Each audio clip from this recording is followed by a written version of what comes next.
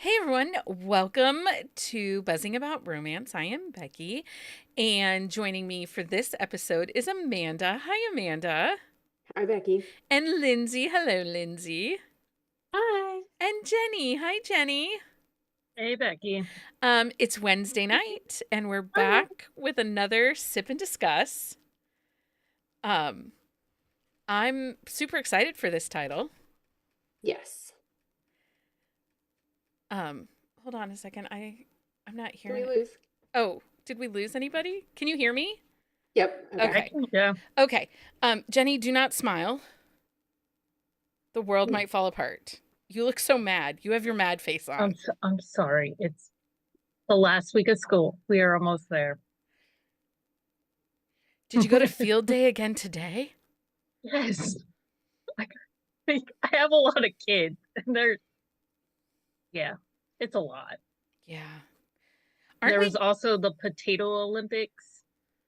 What are potato Olympics? Apparently, you decorate a potato in a country of your choice's attire, and then compete in Olympic events with the potato. Oh. Like, they dropped it off the top of the playground, and I think they were just coming up with stuff to do until the end of the school. Oh my gosh, that's I amazing. mean, I've done like egg drops, right? Like we've all done Right. the egg drop physics that, the Rube Goldberg day with physics with the small simple machine type stuff. Like we've all done that stuff. Yeah, because now I'm like, I should probably check to make sure there is not a rotting potato somewhere. Oh, that'd be the Oh worst. A potato no. left in the backpack for the summer. Yeah. Yeah. You'd be growing Uh, potatoes. Yeah. oh Ugh. yeah, Stacy said if it's eating potatoes, she's in. That's exactly what I was thinking, but it doesn't sound like it's Yeah, that. no, it was not. It was, and they had to provide their own potato, which was fine. We had potatoes, but like, there's just a lot to do at the end of the school year, and yeah, Okay. done. I saw a mom refer to May as May Ember, like May December because of all the. And I Yeah, used to feel that that's way in June because, you have Christmas and then 6 months later I had everybody's birthdays.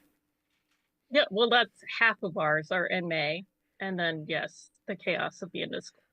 End of the school year. Okay.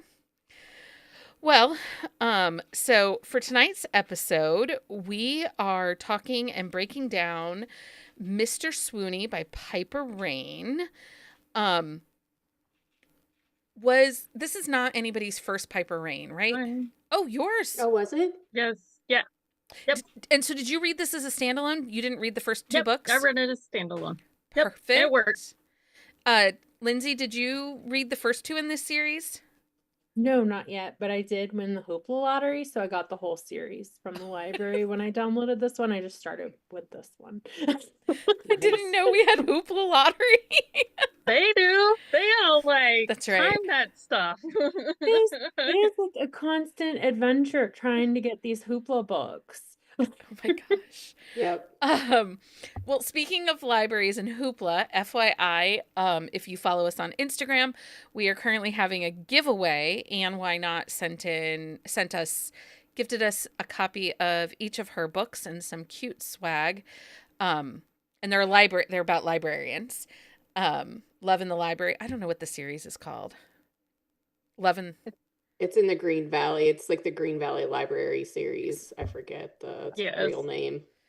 because they've taken it apart a couple times. So Yeah. Well, anyway, those are over on our Instagram. That will be until next Tuesday in June. So, okay. So, who wants to give us the details of Mr. Swoony by Piper Rayne? I can do it. Okay. All right. The release date is February 25th, 2025.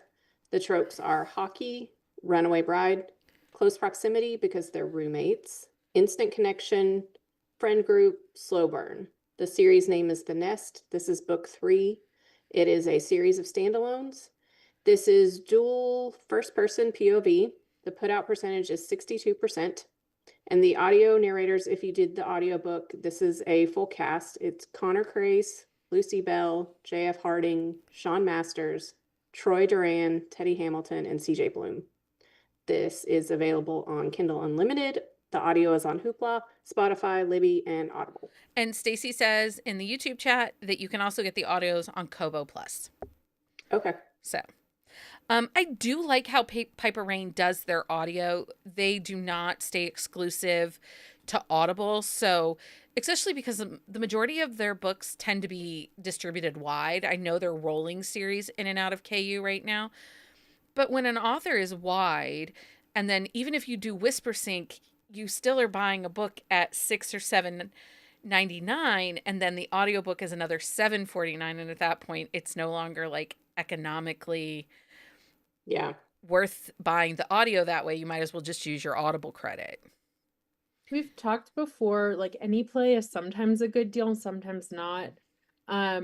If you're looking to like binge Piper Rayne in particular, like they have at least 25, 30 Piper Rayne books in there. And I think it's like $25 for a quarter. Yeah. So that's one of the more economic ways to really binge the audio backlist for them. Because they have full series. Yeah. Many series in there. I did not do this audio. I did this eyeball because it's full cast, and that is just not, I don't know, it just doesn't work for me in my brain. Leah was supposed to be here tonight, but she's not feeling well, and she did the audio and really loved the audio. Apparently I have a paid actor in the background. I like full cast, but I haven't done any of theirs yet. I will probably at some point do it on the reread, but I didn't have time to do the audio, but I do like a full cast. Yeah. Lindsey, did you end up doing the audio for this? I read the first like 35% in Kindle Unlimited, and then I switched to audio after that. So yeah, did you enjoy it? I did. Like for me, I've gotten less picky with audiobooks. I did like it. It was one of the better full casts that I've found, but I don't have a problem with like the normal 2 narrator process. I just, my brain jumps out when we switch voices. Like I can do one voice for the whole chapter and then switch over to the other voice. But when we start interjecting random voices, then I'm trying to figure out, wait, who's talking? Who's saying this? And it, you know, it makes me a little befuddled.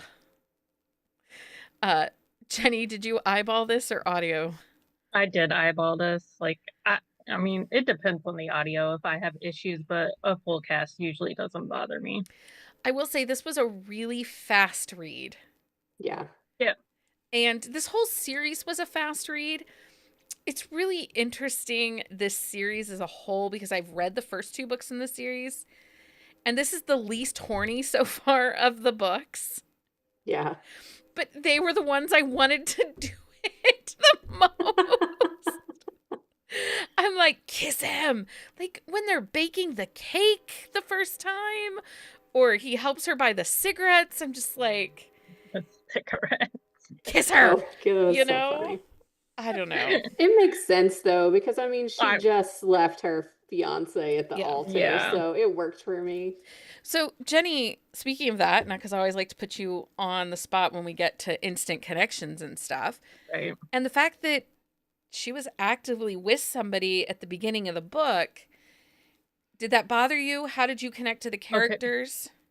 Yeah, it bothered me like at first, like when he like slides into the booth, I'm like, oh, where's this going? I don't cheater. Like this.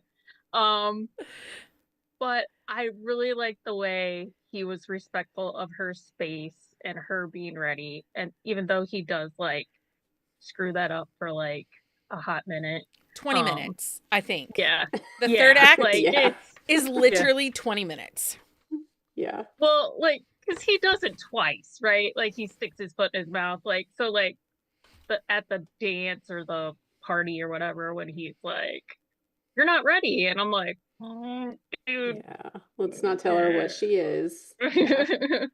Like you've seen it all. But no, I like that he gave her space to like deal with her stuff, and it was pretty obvious she did not love, what was that guy's name? Tristan, which is like the Tristan. douchiest name ever. Yeah, it's definitely a country club name.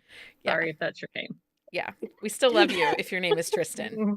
Like, we don't think you're a douche, just this guy in the book. Unfollows now are up to 5.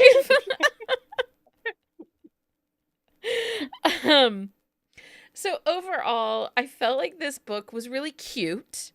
I did feel it was a unique way to do kind of the runaway bride a little bit. Yeah, I thought it was, I was worried that I was gonna be annoyed that he kind of stopped the wedding, but the way they did it with him being kind of drunk and getting influenced by the younger players, like I thought it was chipmunks. funny. I love that they're called the chipmunks. Yes. But see, I felt like that was so typical, right? You get drunk and then there's this group of chipmunks in your ear saying, do it, do it. And he's like, I'm doing it.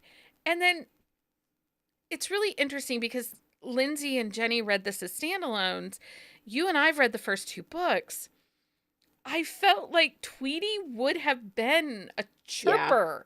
And then he was trying to be the voice of reason. And I was confused. I think he's having a crisis, though. You can tell he's having a crisis. Yeah. Like, okay. Well, he comes in late. Like, yeah. They're already, like, got the Uber, and he's like, wait, what are you doing? Right. And then he's like, well, if it's gonna happen, I might as well he doesn't even realize what's going on until they get to the wedding. Like, he's just in the car, like, what's happening? Like, so I have to ask you, Amanda, because the way that Tweety acts in the other 2 books, I thought he was one of the younger guys on the team. No, they talk about in the earlier books that he's older because he came from Florida, which I didn't I read a couple of the Florida books, but I didn't read all of them. Yeah. But he was around for most of those books, and I guess he's been in the league for a while. So yeah, no, but I guess I think maybe the story is that like he had like a serious girlfriend, and then after all that all went to crap, he kind of like turned into this like fuckboy. Yeah. Well, and I think that's it. He comes off as a fuckboy in those first 2 books, and you had the daddy character from Mr. Heartbreak, which was book 2, and I just assumed because he was the dad, he was the oldest guy on the team, that he was the most mature. He was often the voice of reason, and Tweety was never the voice of reason. Yeah, no, I think it's just because he was a dad is where the whole daddy thing came from, but yeah. So let's talk about our hero, Connor. We'll start with Connor and then we'll go to Eloise. He is... I liked him. He definitely was your very typical squishy cinnamon roll, pleasing of a hero. I liked him. Yeah, I felt like they took Mr. Swoony to heart. Like the title was like, okay, how swoony can we make this guy? Yeah. Yeah. And, he has his own baggage. His mom cheated. He saw that. He's had this lifetime of kind of being objectified. But at the end of it all, he just is genuinely this really nice guy. So what'd you think of him, Lindsey? Did you love him? I did love him. Well, I wanted him to get her a puppy. You wanted him he does in the bonus list, and that was my only complaint. And I think you're doing it's in the bonus. If you're only I didn't get there. I cut off like right before the end, but I was like, where is the damn puppy? Like it's on the bucket list. Like, who doesn't want a puppy?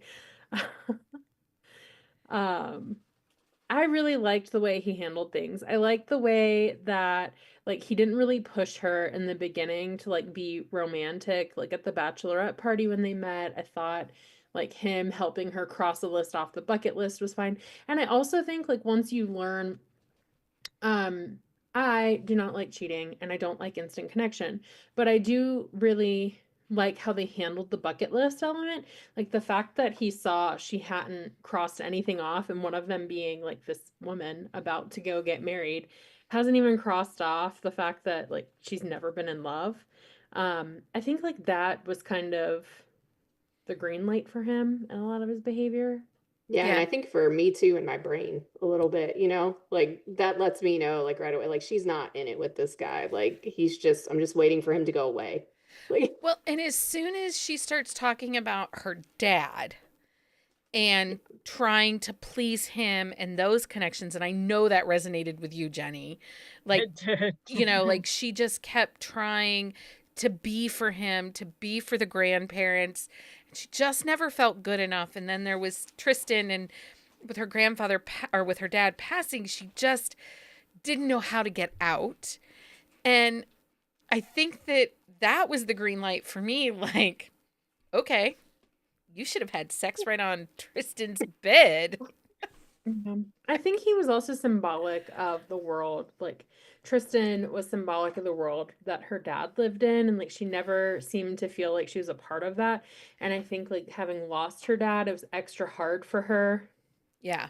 to let go of that, because it wasn't just letting go of a guy she doesn't really love. It was letting go of like the last connection to her dad, especially with like how things go down with her grandparents later on. Yeah. Well, in a piece of the world that she desperately tried to be a part of. But then you find out as the story goes on, you find out how he tried to change her and mold her. Don't do that. It's a waste of time. Don't do that. It's stupid. Why would you do that? You're better than that. And it was just, I like, I really like her. Eloise, she's a too. people pleaser. I really Yep. connected with her. I did struggle a little with Connor because he just felt too perfect. Like, especially those of us that read the series, we know that the girls at the nest leaving the signs, leaving the notes is annoying. And they just rip it up. But even in his moments of, when he was single, he still just ripped them up, throw them away, and whatever. It just is like, you're too perfect. Like, but then he screwed up so bad at the end that I was like, well, you're not perfect.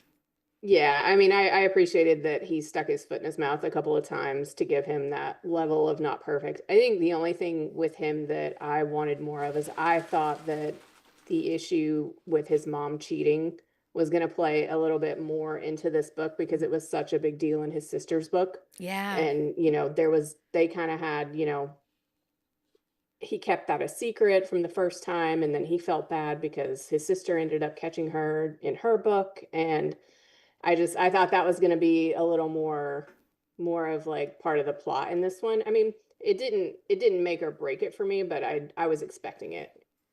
That is, I think, a Piper Rayne trait in their writing. Their books don't tend to get too deep into a lot of those issues. Like they'll skirt over a lot of like past trauma and things like that. And it's very like light. Sometimes they don't tie off loose ends. I mean, most of the time they do, but it's not always like a satisfying. There's no depth to it. I'll say that. Like it's a very light surface level type read, like because they don't dig more into like the past trauma or like those kinds of issues. It's kind of a trait of their writing that it's more like light and surface level. There is definitely, I would say, a vibe to this series. Like, it Yeah. is fun. It is flirty, especially after those first two. Their, their chemistry is really good. But actually, I think this works. I didn't need serious. And Jen Ellen says in No. the YouTube chat, I like an edgier character. I think I just needed him. It's kind of like where you see the guy wearing the perfectly pressed white pants and you just want to put a little mud on him or like some Cheeto dust on the side. Do you know what I mean? Like you just Yeah. want a kid with a muddy handprint to walk up and see how he handles it. Oh yeah. Okay. I can. Yeah. Do you know I what I'm can see saying? that. Like Yeah. he was so He is perfect. his muddy handprint. He what? I think she was his muddy handprint You because think? like he knew that he was attracted to her. He knew that they had a connection.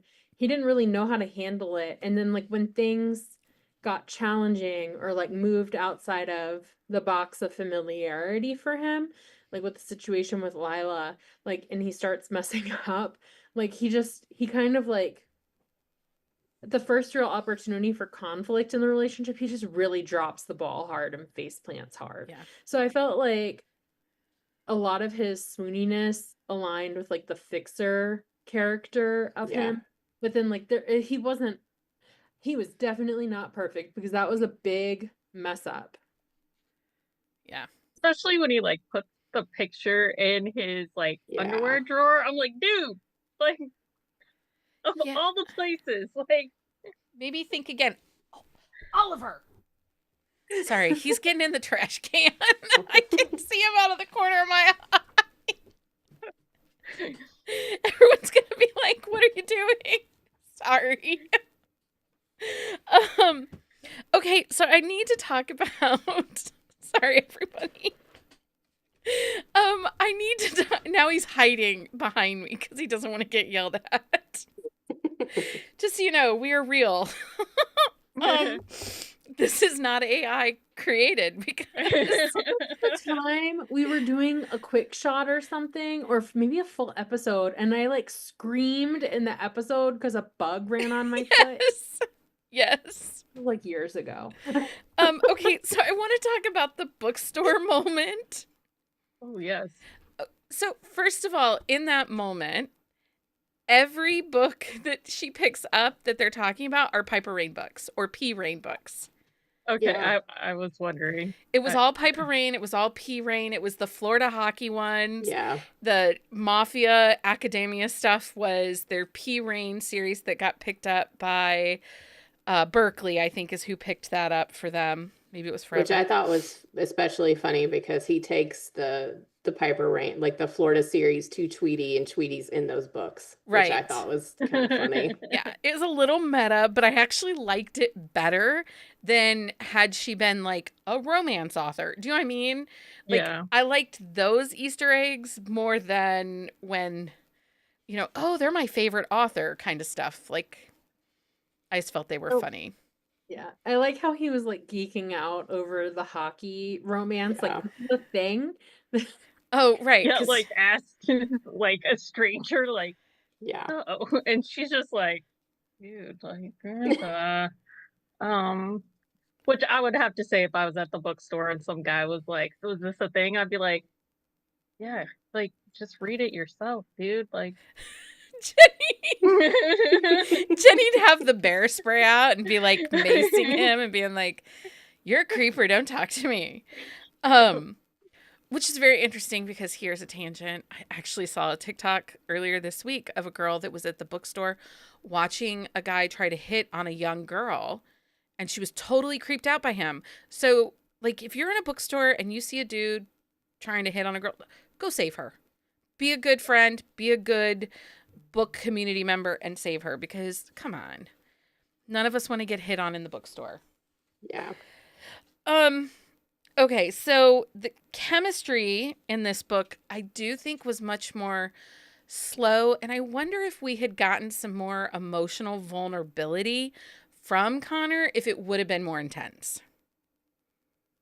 I just kept saying, doesn't he have feelings? Yeah, I mean, because I think most of what you see for him is a reaction to how she's feeling, and he Yeah. just wants to, he's trying to let her work through everything and be there. And yeah, I think the way he's portrayed is more revolving like around how she's Yeah. dealing with everything, but he gets it wrong. He does. Do we want to talk about the stalker situation? Yes. Okay. Yes, because I mean that's his big mess up is he doesn't Right. tell her. But I was like, she comes at her in the bathroom with a pair of brass knuckles. I was like, holy cow! Right? I Those was like, here we stalkers be go. Okay. crazy. But she also came face to face with her. Like, how many Yeah. times? like, Yeah. yeah. Yeah, before she even knows like who she is, and That girl was just creepy. She I was. think there's a lot more conflict and layers to that than we got in the book. Like, I she think it kind had of so made it much seem like he potential. lied to her. Yeah. Like the endangerment aspect, like I would have been less, like me personally, I would have been less mad about the lie and more upset about learning this person's behavior, especially knowing what happens later on. Like he endangered her. Yeah. That's Well, a big mess up. yeah, he wasn't as much of a protector as you would have expected with him having a stalker. And I just feel like it had potential that just Yeah, I didn't think that's deliver. a good point because he seems so much more worried about like losing her than like protecting her, like you said, like Yeah. Yeah, he's not 'cause processing. yeah, like he flips out like before a game, like I'm gonna lose her, and I'm like, dude, maybe you should talk to her. Yeah. And the stalker stuff could have come off. I will say, I think they balanced it okay because it doesn't come off as other woman drama, which can be very tiresome. Yeah. It definitely felt like it stayed in its lane of she's obsessed fan. And Stacy asks in the chat, how was this not passed along from the Florida front office when he was transferred, when he took the trade to Chicago? Yeah, I mean, I don't know how like restraining orders work across state lines, but I'm like, that seems like something that Yeah, I think you have to get I think they mention it, like you have to get a new one in a different state. Like you have to go to the police in the location you're at now. And I guess he just thought she stayed in Florida at right. first and then, but the minute she showed up, yeah, he should have done something. You would and again, like you have an agent, you have a team. Why didn't we utilize them? I don't know. Just a couple questions I had. I do like that he kind of positioned himself to be the sidekick for her versus the star. I did think that was swoony. Yeah. I felt so I want to like pivot slightly, but if we're going to talk Pivot. about like things that bothered us, Okay. the bachelorette party. So she seems to have a really good friendship with a lot of, or I guess like Jade and Kylie in particular, but like they only talked about, I thought at the bachelorette party, they only talked about one girl missing. Like, why was Kylie not at her bachelor party if she's at her wedding? Well, She was her wedding dress designer. Yeah, They they were weren't not like good friends yet. friends. I was yeah. just like her bride, or like her whole bachelorette party was just like well, but if weird. you think about it in the beginning when she talks about it, Jade was supposed to be there, but they got delayed, right, out of town. Yeah, she Yeah, got like stuck in they're Amsterdam. playing. Yeah, they're I playing. didn't And like- she only wanted one bridesmaid, but what's his ass had 17,000 groomsmen. So then she had to use the girlfriends and the friends of the mom. That's how she got stuck with Penelope. She got stuck. Yeah, Yeah. she's not really friends with any of those people. Like Jade seems to be her only like true friend, and then she Yeah. develops a friendship with Kylie like after.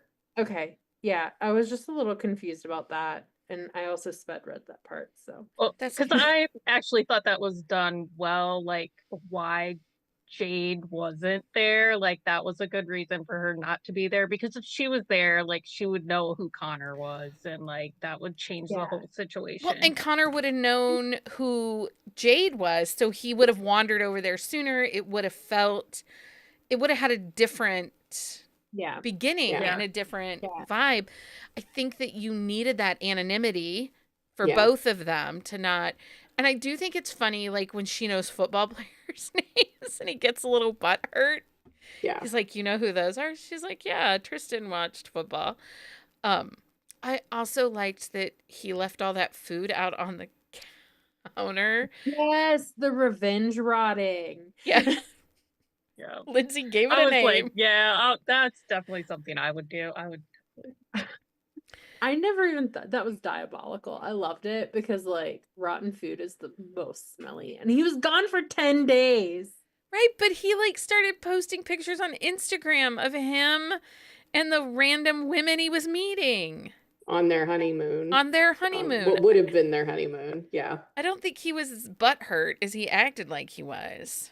Well, I don't think he was either. And I appreciated like the way they wrapped that up and that he wasn't a bigger conflict. Right. Like, you know, because it really seemed that they were both just in this to appease their parents and kind of like keep up appearances and whatever. And when she calls him out for not ever putting her first, like he eventually agrees. And like I just appreciated the way that wrapped up and we moved on from him. Yeah. I was really mad at the grandma Yeah. and even Tristan's mom when they're like, because she had a stepdad that she was very close to. And then she's walking down the aisle. Yeah. And I don't even think she would have gotten down the aisle had he been there walking her down the aisle. I think that he would have been like, you don't have to do this. And because he had a way with her, right? Yeah. So, and her grandparents were literally the worst. Yeah. They were. I might know her grandparents. What'd you say, Jenni? I said I think I might know her grandparents. Do they randomly send children the Heritage Foundation flyers? Yeah. Just asking but for they a sure friend. do. Just asking. The wedding thing, like how basically as soon as she leaves the wedding, she winds up moving in with Connor.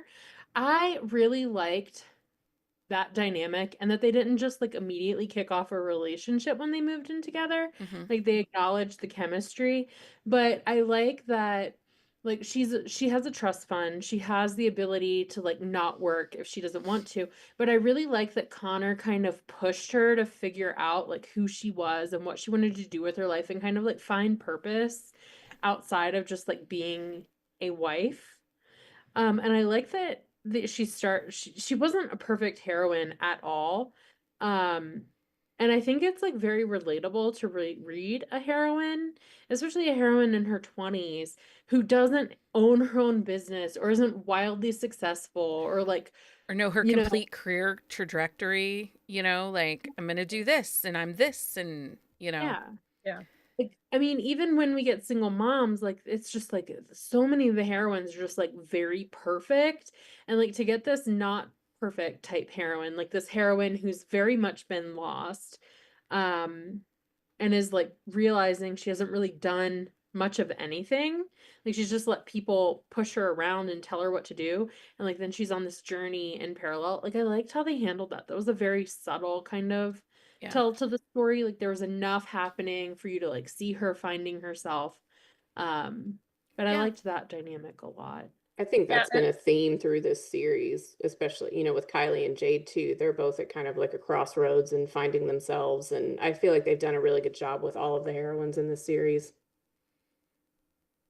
Yeah, I think also her having her own money, like I mean, it was trust fund money, but like so then there's not that dynamic too, right? Like Yeah. She doesn't need he's anyone not to paying. care for her. She Yeah. doesn't need a daddy, so to speak. She needs to find a friend and a partner. And that was something that I thought was really well done in this book is, yeah, they have this instant connection, but he realizes she's got some self-discovery she needs to do before they can be together. And he gives her the space and the support to do that and to be her friend, to support. Like, when she's like, you don't even know where I'm going. He's like, I don't care. I'm going to get dressed and we're going to go. Yeah. Or he pops up, here and there at different places. And I like that because that's very relatable to my own relationship. I have the guy that he'll let me stumble, let me fall, but he's always there and willing to be the sidekick. Okay, so I want to also talk about the camping trip because that's a big thing. Like Oh, he yes. liked her. I like that he was kind of there with her. She tried new things, but he didn't like push her to do or like things that she just wasn't into. Like and the camping is not for everyone. And I thought that was pretty realistic because a lot of people, especially like someone like Eloise, was not going to enjoy camping. And I like how she was like, there's certain parts of it that are fine, but like for the most part, she was like, I am not peeing in the woods. I'm gonna walk up this dang hill to go to the bathroom. And And then he goes with her. I Yeah. adored her. Because I thought that was really realistic I mean, and fun. I believe that. I am not a camping person. I am not either. It's a lot of dirt. It's a lot of bugs. I mean, I I've can only rough gone it. camping like with a youth group, so I like there were very many moments where I'm like, I'm the adult here. I have to keep these thoughts inside. Inside thoughts, inside thoughts. I mean, I Yeah. like a good bonfire. That's fine. Right. I like a nice s'more or a campfire pie. Like, I'm in it for the food, but then I want to go inside and sleep on my mattress And flush the toilet. and flush the toilet. You know? I don't want to sleep. Lindsay's like, sign me up for the dirt. Oh no, I did a comedy bit about camping. Sometimes I do comedy bits for my husband's entertainment, and I have a good one about camping. Share. Okay, so basically the gist of it is the way you camp is highly related to how you're willing to poop. That's fair. That is Yeah. That is fair. that Yeah. is really Like fair. the RVers who bring their whole house in the RV and they never have to use the bathroom on a non-flushable toilet. Like, it's very true. And I bet they have fancy toilets at home. And then Because you of have that. the backpackers who will dig a little hole in the wilderness. Yeah. Do you ever watch the people on the internet that do the long distance hiking? It's a married couple and they did like they've done the Continental Divide, they've done from like the border of Mexico all the way into Canada, like all these crazy like long several months of walking and hiking and dirtiness. And first of all, you really have to love the person you're with, because I'd be walking alone a lot of days. And I don't know if that little camp shovel can dig a hole deep enough to bury their body. That's all. Those are the questions I have. Push them over. It can barely dig a hole enough to bury the doo-doo. But I like mean- this couple, they make like they do like the freeze dried or dehydrated meals and share their recipes. And I'm like, no, thank you, ma'am. I can DoorDash to the Holiday Inn. That's where I'm at. Oh, and I love that they had an air mattress. Like, I loved how bougie their camp was, and she still hated it. I just Yeah, I need like glamping. Like that's as close as I'm gonna get these days. I Yeah. can't. When I was younger, maybe, but not anymore. Those fancy I could treehouse fully campers relate look to the nice. smelly part. Like my husband, I've made him drive like 45 minutes to get me a shower somewhere when we were camping for a week before. Like one way, 45 minutes one way. So like an hour and a half round trip for a shower. Worth it every time. I am, not that person, but okay. Is there anything else about Mr. Swoony that you would like to talk about? I did not like the proposal. Okay, they went from broken up to engaged and married in 3 days. Yeah, I hate that. I also felt like it was way too quick. I felt like they needed a happy for now ending with the pace of the story. I don't feel like a HEA, like a solid HEA, really fit with the timeline of the story for me. Yeah. It didn't bother me only because of how the book started. Like him stopping the wedding and then just kind of like going to Vegas and doing something completely different. Like that didn't bother me. Like I the time frame didn't was kinda mind like, the eh. Vegas. It was the Like way he proposed. yeah, like she's in a hospital bed, like she's just been punched by your stalker. Like Yeah. maybe give it a day. Right. Who she didn't even know about until like right before she got attacked. Yeah. Maybe you're right. Maybe wait a day. Yeah. Maybe just a I day. would have said no. Lindsay's like, just She'd been like, no, go dig a hole. I'm done with you. I mean, yeah, yeah. I Anyway. like the part where they leave the guys, like they take off in Henry's car and just leave them there and just go do their own thing. Like I thought that was hilarious. That Oh, was. I liked their dynamic. I did too. And it was so cute how they were like, Henry, the car is fine. It wasn't Yeah. even like, he's fine. It was like, your car is fine. I did kind of want him to be like, why are there beads all over my car? Yeah. Jenna says that's almost her real life story, broke up in a Vegas wedding soon after they talked. So, I mean, I'm not saying it's wrong for people. It just felt rushed, like 3 days. Yeah. Okay. So we are going to do our thumbs up, thumbs down. Then we're going to do what songs for our summer reading mixtape challenge. They do not have to be on the mixtape list. They can also be ones that you've come up with separately. And then we'll talk about if you liked this, try this. So first, let's do our thumbs up, thumbs down. Amanda, thumbs up, thumbs down. Thumbs up. I really liked this one. I'm enjoying this whole series. So, and I plan to read the 4th book. So, Jenni, thumbs up, thumbs down. Thumbs up. I will definitely read more of their books. Lindsey, thumbs up, thumbs down. I know you've been on a breakup with Piper Rayne, so did this bring you back in for a minute? It did, actually. Like, I'm gonna finish the series. I really enjoyed it. I like that it was kind of a pivot away. I like that they're pivoting away from like these massive family. Like, I just think the families got stale.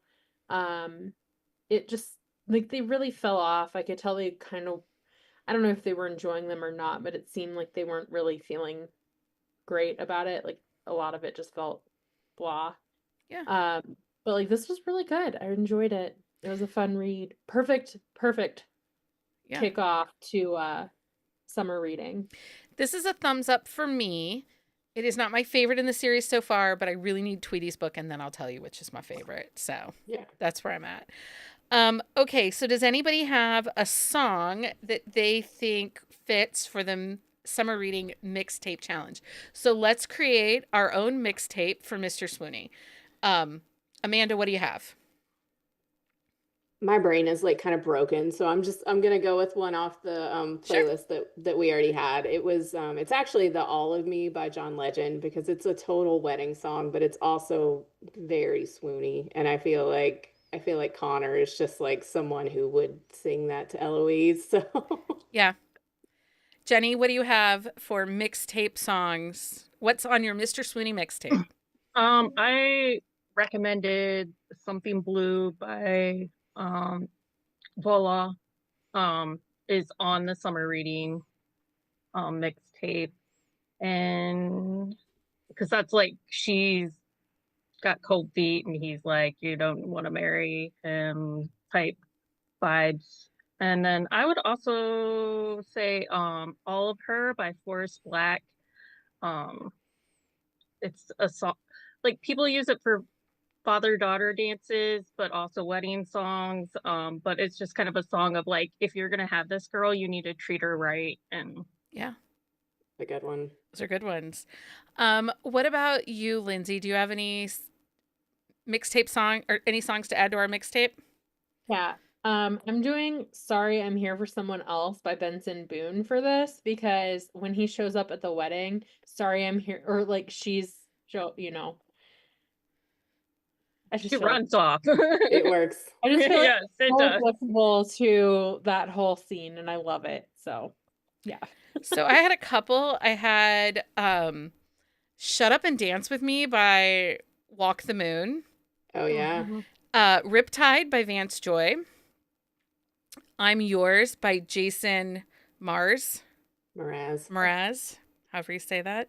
And then One Call Away by Charlie Puth. I think that those all fit the vibes of this song. And I could have gone on and on. Like, I'm really liking the idea of that each book, we're just making a mixtape for it. Yeah, I mean, I do that a lot, so this is working for me. So Yeah, same. we've converted, Jenny and I have converted Becky over to our side now Yeah, for the right? playlists. All to your playlists. Okay, so if people liked this book, what other books fit this? Who has suggestions? I honestly I went through my Goodreads and I looked at like books that were similar, and any of the books that I had that were like where she leaves somebody at the altar or they call off the wedding, like I don't think I would recommend. So like on ones that I've actually read, but I think for Swoony, like just hockey. The only one I could think of was Jasper by Lulu Moore because it's book 1 in her hockey series, but I'm actually like listening to it right now. But other than that, my brain just wasn't working. That's okay. So I didn't have a lot. That's okay. Jenni, do you have any? I never come with books. You never do. Lindsey, do you have any? Yeah, it's Score Her Heart by Danica Flynn. It's the second in her Philadelphia Bulldogs. She is also leaving her she gets left at the altar situation, and then she moves in with her best friend. They wind up getting married. They wind up falling in love. It's great. Very similar. Yeah. So I just went with roommates a little bit and sports because I like that roommate dynamic. It's a balance of close and forced proximity. I know a lot of people say it's forced proximity, but it's not because you can move. You might be homeless, but you can leave. But you learn a lot by living with somebody. I do think if you like this series, Kindle Hale's Crawford Family series, I think that you would like that equally. Yeah. They're very comparable. Book 2 and book 4 are roommates, and book 4 comes out next week or the week after. Well, they end up accidental roommates because of construction. Cross the Line by Kelly Jamieson. She ditches her fiance and moves in with her brother, who is a hockey player, and his roommate, and she falls in love with the roommate. Hot Shot by Kristen Callahan. Again, roommates. Leave Me Breathless by Carrie Elks. It's part of Winterville. She breaks up with the boyfriend that has all the family expectations. Like her family wants her to marry him. She breaks up, moves in with her brother's best friend, and lives with him, and then becomes, falls in love with him. Man Candy by Vanessa Vale. He's the hockey player. She has to move in with him because a tree fell on her house. I didn't think about that one.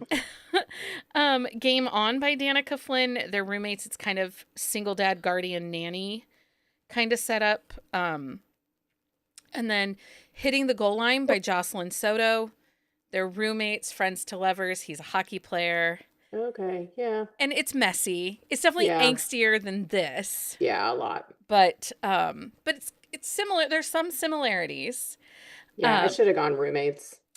Yeah, I was like, man, I didn't.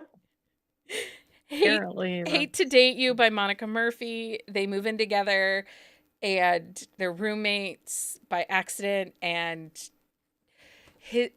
she hates him. Her family loves him. She's got this big, noisy, boisterous family that's in all her business.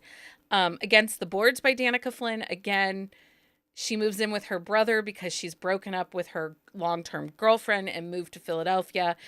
And her brother's gone for the summer, and she falls in love with her brother's roommate and best friend. And then Double Pucked by Lauren Blakely. Again, she moves in with them. They're hockey players, and that's MFM, romance. So, yeah, I went roommates and sports. Sorry. I guess I should have sent a message for book That was smart. It probably would have that was smart. It was. Well, we've given so many wedding recs, right? Like, we have the wedding episode. Yeah. This is the 4th book that we've done that's wedding. We have the next book that's also still wedding. So, and last week with that one, I tried to look at it a little differently, go with kind of that forced proximity of a car ride. So this one, I'm like, well, what's sports and roommates where they fall in love? Because I think that was one of the big dynamics in this, right? Yeah. Yeah. I mean, it pushes them to move the relationship quicker. Yeah. Yeah. So anyway, those are my book recs. You can find them listed on buzzingaboutromance.com and our on the shelf show notes for this episode. So that's it for tonight's Sip and Discuss. Thank you for hanging out with us as we swooned over Mr. Swoony by Piper Rayne. Because let's be honest, who isn't a sucker for a charming hero and heartfelt moments? I mean, we even won Jenni over in an instant connection romance. So they did something right in this book, right? And Lindsey wasn't too grumpy. For one. And it's really bad when Jenni's the sunshine and Lindsey's the grumpy one. Do you know what I'm saying? Perspective. We'll be back Sunday night, 9 p.m. Eastern Standard Time, with a brand new discussion to kick off our summer reading. We are starting with Sapphic Summer. So get ready for some truly stunning queer romance wrecks all about women loving women. And don't forget, next Wednesday's book is Bad Wedding by Elise Faber. This book has a little bit of suspense. It's drama. It's chaos. I think you all will like it. This series is complete standalones. I did have someone message me and they're like, do you know there's like 15 books in this series? And I'm like, they read individually. We're gonna see. 1000%. Amanda's like, well, I will let you know. Well, particularly this one. Anyway, it's also, she's a baker. So. Oh, I love that. I knew. See? I gotcha, friend. Anyway, thank you everyone for joining us. Thank you guys for reading Mr. Swoony and hanging out with me tonight. Thanks for having us. Until next time, everybody, happy reading. Bye.